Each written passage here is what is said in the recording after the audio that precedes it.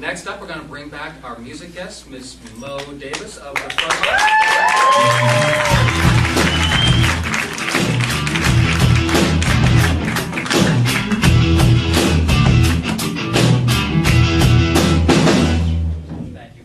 She needs help up the stage. She's wearing heels tonight. Nice shoes. Nice shoes.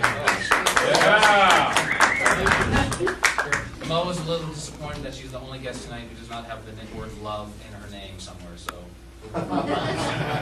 Mo Davis Love. Mo love. Mo love. Mo love.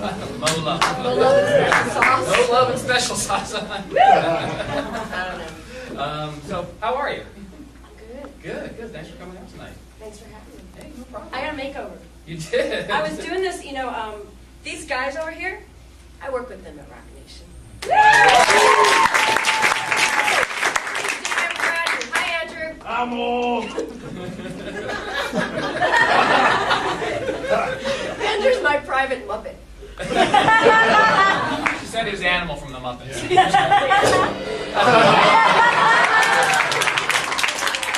And again in slow motion. No, thank you. And, all right. No, I love these guys. No, so I was doing this whole rock and roll chick thing with the Patti Smith sleeveless T-shirt, kind of like what you were wearing a little bit earlier. Oh yeah. But no spandex. No spandex. The black jeans and everything. And then I went to my friend Circe Link, who's this cowboy jazz artist and a model and a stylist, and she said, "Oh, you are so Ava Gardner." We're doing the pencil skirts, we're doing the heels, so I'm trying to learn how to walk in big girl shoes. How's it going for you? It's good. Yeah? As long as you help me. Okay. I'll get out. There we go. And up the stairs. Very Yes. So your group, the Futterbies. That's a wonderful, unique name. There's some meaning behind that name. Yeah, all the band members are in like 6 different bands each. They just kind of flutter by. So you have like maybe a core group and then a few others that sort of pass through? Yes, I do. Except Mr. Bart Ryan has been playing with me for as long as he's at the core of the band, I feel safe. In fact, Bart is producing my CD. Okay, okay. Yeah. Now, how long before that CD is going to come out? Oh, I don't know, November? Don't look at me. We hope November. Okay, okay. So now you've been playing music your whole life, or you discover later in life, or? My mom was a big band singer. Big band singer, so you grew up with music in the house. Yeah. Yeah? Lots of like records being played, she sang a lot, or? Lots of vacuuming in the girl stuff. No, she was, my mom was in the USO like when she was 14, and that was World War II. I was kind of a mistake. I was the product of the second marriage. They were older, and they're like, "Do we have a dog? We have a baby." Oh, look. We'll name her Maureen. Whoops, I'm pregnant. Yeah. So she was a World War II teenager, and she was a pinup girl, and she sang with the Dorseys. Okay. And then, so when I got old enough, when I grew up, I had like Hebrew school and Hebrew music, and then I had this swing stuff. And my mom would crank it like louder than you guys play your music at home, I'm sure. It just, she would crank it and vacuum like every Sunday. It was In a girdle. In a girdle. Awesome. At 8 a.m.? At 8 a.m. 8 a.m. vacuuming in her underwear. And it'd wake you up? I just kept my door closed. Pillows over the head? No, no. Then you'd go out to yell at her about it, but then you'd see her vacuuming in a girdle. And then we'd harmonize. Little boogie woogie bugle boy or something like that. Yeah, you betcha. Okay, so you've been around music all your life. You've been making music most of your life. Like, what did you start? Did you study voice right away? Did you start learning other instruments, or how did where was your entry point? Well, it's interesting because my earliest musical background was Jewish music. It was Hebrew music. I was going to be a rabbi, and I was convinced. I'm going for it. Oh, Hashem. Yeah, thank you. Yom Tov. And so I I was what like, was just said. all right, have a good day, have a good Rosh Hashanah, apples and honey, all that good stuff. And I really was involved in the temple, and we had a very, very active music program. And so I was learning all this like Baroque type stuff and minor chords and just really incredible music. And my bat mitzvah, I bought myself a guitar at JCPenney. It's cute. And I used to play the organ. I had a 22-key organ at home. I don't know why 22 keys. That's not even like the correct amount of notes in it. It should be 24 or something. It's 22. And It was on sale. it was on sale. That's why. You don't need these 2 extra keys. I had little hands.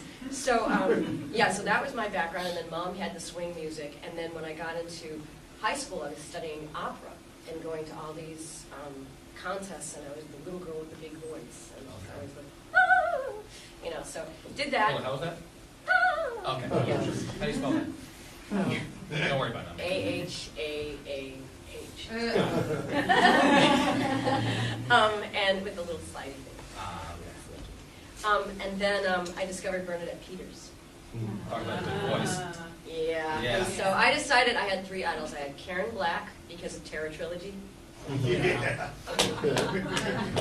And Bernadette Peters. Okay. And Bonnie Raitt. Oh, very nice. And I used to listen to Bonnie Raitt records and that my big sister gave me and play along, and that's how I taught myself guitar. You taught yourself guitar listening to Bonnie Raitt records. Yes. That's a great way to go. It was very cool. That's So a great way to go. yeah, and my sister played a little bit too, and we just did that. So that's kind of what happened. And then I moved to New York, and I actually got to work with Bernadette Peters. I was her stunt woman in Into the Woods. Wow. Wow. So yeah, so I had this like Broadway thing, and I was like, oh great, I get to make money in music, woo! And But you're doing stunts. yeah, well, yeah, it was like the best kept secret on Broadway. It wasn't until the show was closed that we were allowed to tell people what we did. I was her 4 minutes a night. I was the. It was when she turns from ugly to beautiful. I was the ugly. Oh. Well, we think you're beautiful. So, so you started at a very young age, opera, Bernadette Peters. When did you start turning on to the style of music that we heard you play earlier, the kind of music that you're playing now? Well, that's interesting because that started when I was listening to Bonnie Raitt.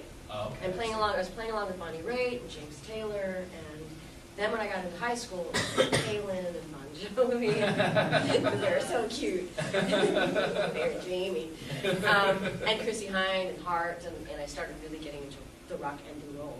Okay. And then Not just rock, but rolling while you rock. rock and or roll. And or rolling. Yeah. Okay. And then in New York, when I was doing the Broadway stuff, I was taking the money I was making on Broadway and going into the recording studio and recording my own stuff and really learning how to songwrite. And then I think what happened is when I came to LA, I got a job in a recording studio. Okay. And I started, I could have unlimited hours there, and my friends were engineers and instrumentalists, and we just started jamming and writing, and that's pretty much when I just felt like I arrived in rock and roll. Okay. Yeah, but this particular style, which I guess you call alt country, it's kind of a It's a rock great term. I love it. thing. Yeah, alternative country. It's hard because you don't want to fit into a box with music. Right. There's so many influences. I just told you I had like Broadway music and Jewish music and Bonnie Raitt and Opera training. Zeppelin and opera. It's like, well, what style of music would that make? I The think Futterbies, that's the what it is. Futterbies, yeah. I think ultimately what happens, and in what I'm learning, and especially from Bart too, as my producer, is that it's what suits the song. What's the story you're telling, and how are you going to tell it? And the instrumentation, everything falls together that way. Yeah, it's kind of an exciting process, and just being yourself. Right. Right. So are you